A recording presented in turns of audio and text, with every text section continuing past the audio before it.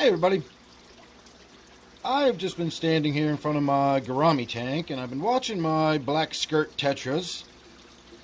There's a mix between standard black skirts and I've got some long fin black skirts mixed in together in this tank. But they make for a great school of fish, and they're actually one of my favorite fish. When I was very new to fish keeping, they're one of the first fish I got because they look to me most like a tropical sort of fish. They almost remind me of a saltwater fish if they had more color to them. And so they've always had a sort of special place for me. But as I've been sitting here watching them swim around, you can clearly see they're schooling, they're jostling with each other. They don't look like they're being too competitive. And that's normal. The black skirts are not very competitive when it comes to sort of pecking order type behavior, the way the diamond tetras, for example, are constantly jostling with each other. Whereas the black skirts don't seem to be quite so aggressive with each other. They tend to just kind of do what they're doing now.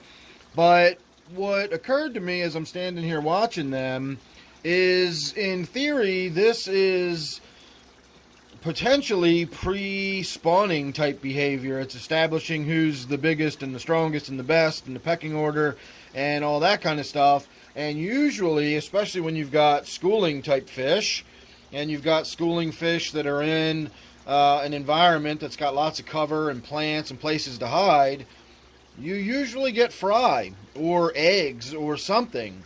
And it just kind of occurred to me as I was standing here that in all the years I've had Black Skirt Tetras, and I've actually got them in multiple tanks pretty much at any given time, I really like the Black Skirt Tetras, I don't think I've ever seen them spawn, and I know I've never gotten any fry. I've never had any little ones.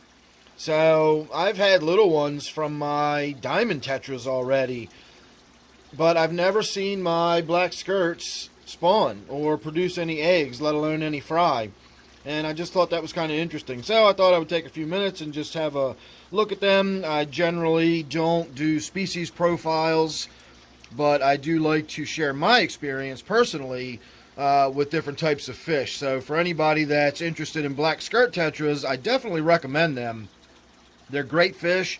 You can keep a small school of, say, 5 of them, even in something like a 10-gallon tank. I know a lot of people say that's too small, but I've never had an issue with having, a small school of the black skirts in a 10-gallon tank.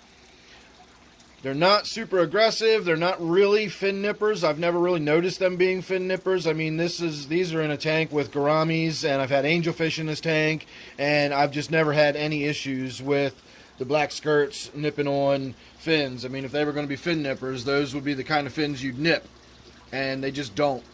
So black skirts are safe to put with angels. They're safe to put with gouramis, other slow-moving fish. They're not aggressive.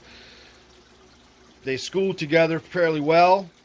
They're not super packed together like the way you see neons swimming around sometimes, but they are pretty tightly schooling fish, so that's always fun to watch when they get together in a group and swim, from one end of the tank to the other. It almost looks like liquid flowing from one end to the other. It's pretty neat.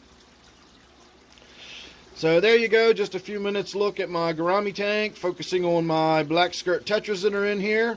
Make sure you're subscribed. You never know what you're going to get with me. Got some good stuff coming up, and you don't want to miss it. So thanks again for watching. Don't forget, this one here is my 55-gallon gourami tank. Thanks again. I'll see you real soon.